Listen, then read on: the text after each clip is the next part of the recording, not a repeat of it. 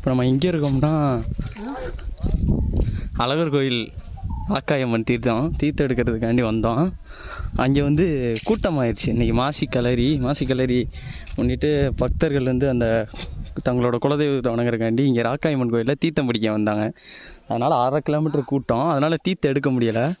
அதுக்காண்டி அழகர் கோயில், அதாவது ராக்காயம்மன் கோயிலுக்கும் சைடில் ரைட் சைடு வரும்போதே வலது பக்கமாக ஒரு மலை மாதிரி ஏறிச்சு. அந்த பாதையில் ஏறணும்.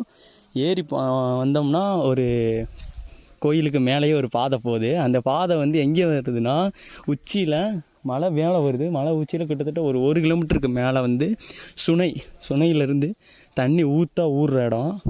அந்த ஊறுற இடத்துல தான் நாங்கள் இங்கேருந்து வந்தோம். இப்போ கீழே இது நாங்கள் இப்போ மலை உச்சியில் இருக்கோம். அழகர் கோயிலில் மலை உச்சியில் இருக்கோம். இதுக்கு கீழே தான் ராக்காயம்மன் கோயிலுக்கு மேலே வந்தோம். இங்கே தான் சுனை உருவாகுது. இதுதான் தீர்த்தம் எடுக்கிற இடம். யாரும் கீழே கோயிலுக்கு போங்க, உள்ளே தீர்த்தம் எடுக்க முடியலைன்னா, கூட்டமாக இருந்துச்சுன்னா கோவிலுக்கு வலது பக்கமே ஒரு மலைப்பாதை போகும். அந்த பாதையில் ஏறி வந்தீங்கன்னா 1 கிலோமீட்டருக்கு அங்கிட்டு 4-5 இடத்துல சுனை உருவாகுது. இங்கேயும் தீர்த்த தொட்டி மாதிரி இருக்குது, அங்கேயும் குளிக்கலாம். இங்கே 15 ரூபா டோக்கன் சொல்கிறாங்க, அது என்னன்னு தெரில. எல்லோரும் வந்தீங்கன்னா இங்கே வாங்க. கூட்டமாக இருந்துச்சுன்னா இங்கே வந்து பார்த்துட்டு போங்க. அந்த வீடியோ உங்களுக்கு காட்டுறேன். இங்கே ஒரு கீழே ஒரு தீர்த்தம் தொட்டி இருக்குது.